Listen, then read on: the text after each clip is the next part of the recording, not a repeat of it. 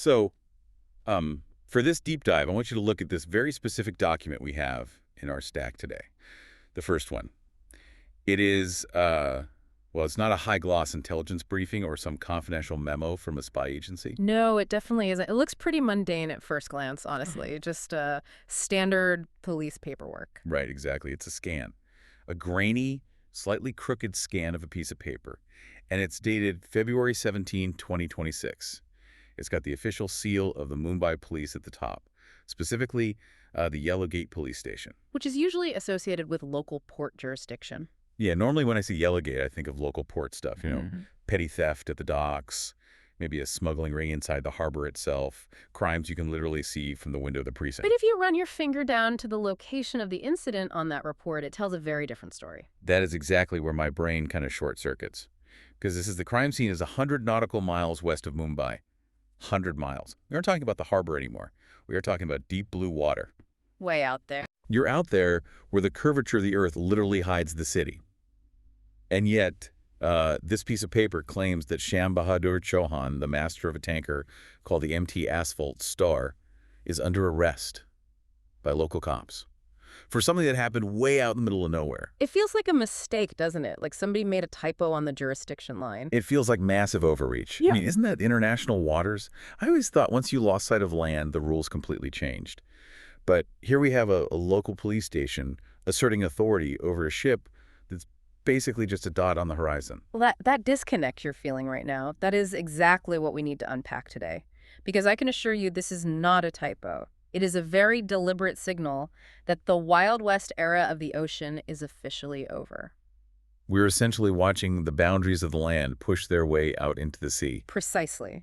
The legal terra firma is expanding into the water. So to give you an overview of the mission for today's deep dive, we have this police report, the First Information Reports, or FIRs.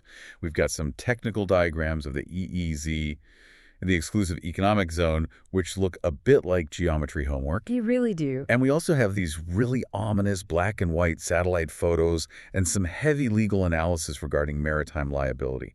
What is the overarching story these sources are telling us? We're mapping out a massive structural shift in how the world is policed, and we're going to look at three specific concepts from the sources. First, jurisdictional creep, which is how countries are stretching their laws to cover the open ocean. Okay. Second, digital ghosts. That's how ships try to use technology to hide out there and why it's spectacularly backfiring on them. And finally, what the source material calls the loneliness of the master. That last one sounds incredibly personal. It is. That's the human cost of all this. That is the story of Captain Chauhan, the man standing on the bridge who ends up in handcuffs, while the people who actually ordered the crime are sitting comfortably in an office thousands of miles away. Let's start with the incident itself then, because looking at the timeline and the sources, this wasn't just a random traffic stop where the Coast Guard got lucky, was it? No, definitely not. This was a highly coordinated hunting trip. In early February 2026, the Indian Coast Guard launched a joint sea and air operation. They weren't just patrolling blindly hoping to bump into someone. They had specific targets. They boxed them in. Right. They detained 3 tankers simultaneously. The Stellar Ruby, the Jafzia, and the one from our police report the Asphalt Star. Okay, let's pull up the maritime zone schematic from the source stack, because I think this is where the average person, including me, gets a little lost on the actual rules of the ocean. Sure, it's vital context to understand why this is such a big deal. So look at the coastline on the diagram. The first 12 nautical miles out, that is the territorial sea. So that's basically sovereign land. Exactly. Legally, that is sovereign soil. If you commit a crime on a boat 11 miles out, it is exactly the same in the eyes of the law as committing it in an alleyway in Mumbai. The coastal state has full total jurisdiction. Okay, that makes total sense. But Chauhan was 100 miles out.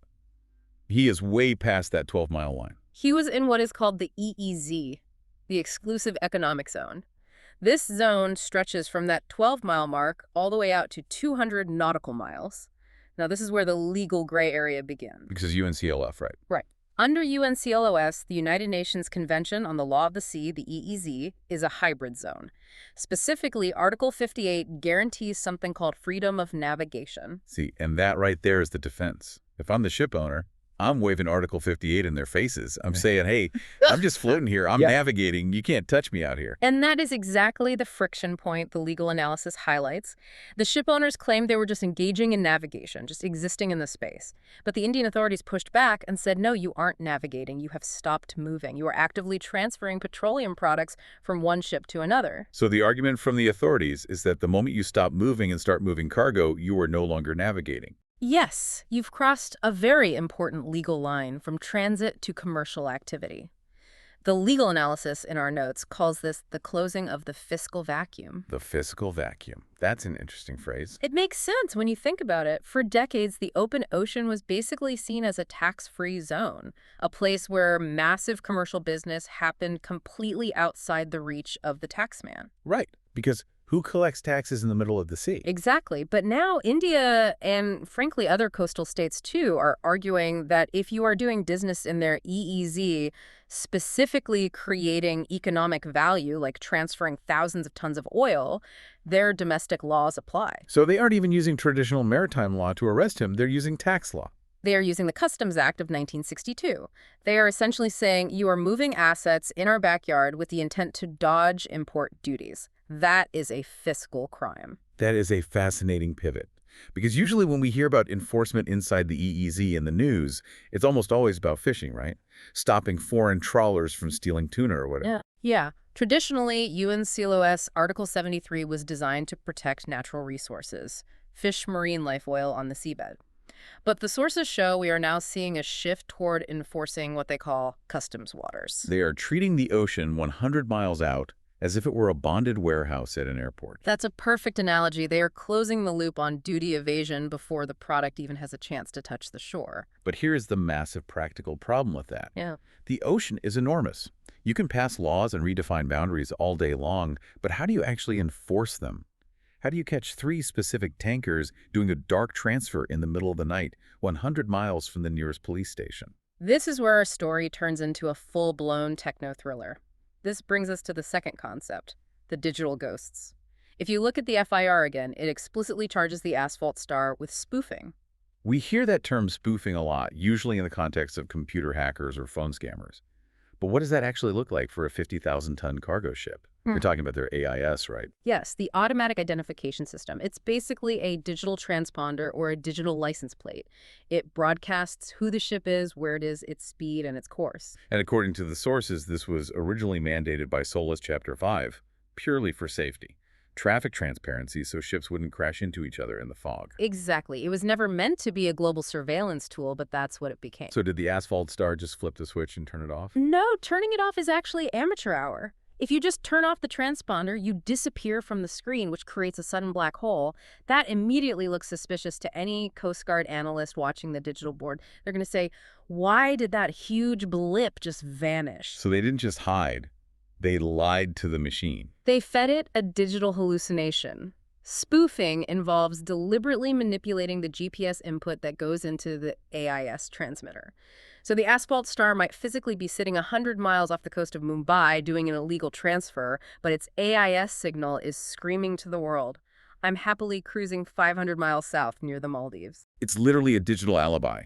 I couldn't have robbed the bank officer, and my phone GPS says I was at the movies. Exactly that. And for a long time, that trick worked incredibly well. But not anymore, because modern enforcement authorities aren't just passively listening to what the ship says, they are actively looking at what the ship physically is. Look at the image in the stack labeled ship detection. Let me pull that up. Okay, the black one with the weird white blobs. Yes, that is SAR imagery, synthetic aperture radar. It looks a bit like a medical ultrasound. In a way, it functions similarly. It's an unblinking eye in the sky. These satellites are shooting radar pulses down at the surface of the ocean. Those pulses bounce back off hard metallic surfaces like the hull of a tanker. And the big advantage is radar doesn't care about the weather. Right, it sees through clouds, it sees through heavy rain, and crucially, it sees perfectly through the pitch black of night. So the authorities are doing digital reconstruction. The satellite sees a giant 50,000-ton metal object at location A, but the global digital transponder network claims that specific ship is at location B. And that discrepancy, that mismatch is the trap. The source material refers to this as using AI as forensic testimony. Wow, forensic testimony. Yeah, by trying to hide the ship actually creates the mathematical proof of its own guilt. Walk me through the legal logic of that. Well, think about it. If their AIS location matched the radar location, they might be able to argue they were just a ship waiting for orders. Bit suspicious maybe, but hard to prove otherwise. But because the AIS intentionally conflicts with the physical radar evidence because there is a deliberate digital lie, the authorities treat that as concealment. It proves intent. Exactly, it proves guilty intent. You don't spoof your location data if you're doing something legal. That is incredible. The exact technology they thought was giving them a cloak of invisibility is the very thing that flagged them to the authorities. It's a total digital dragnet. Once they see that mismatch on the screens, they send the aircraft out. They get visual confirmation from the pilot. Then they send the boarding team.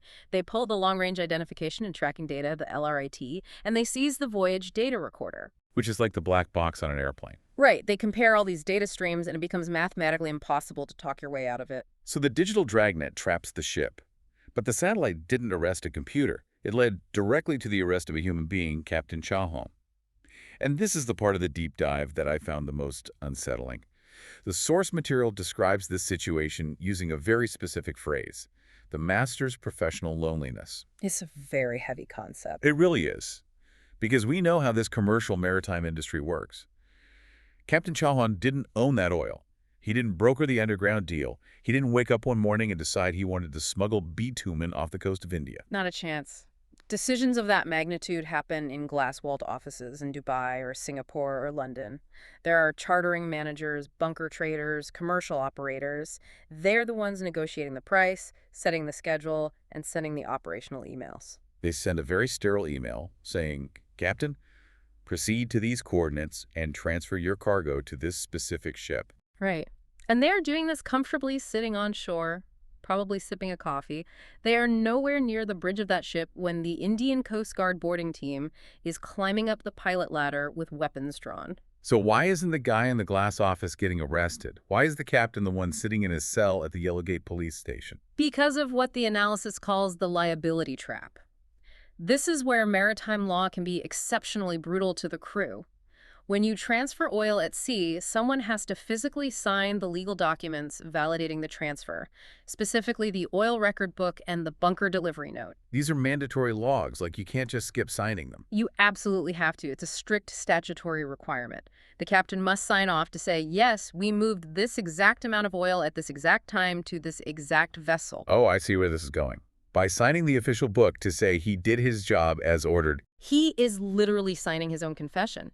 If the coastal authorities later decide that the trade was illegal because it happened in their EEZ without customs permission, his own signature on the perfectly accurate record of the transfer becomes the primary evidence against him. the source calls it documentary admission. Yes. The paperwork required to do the job legally is the same paperwork used to convict you.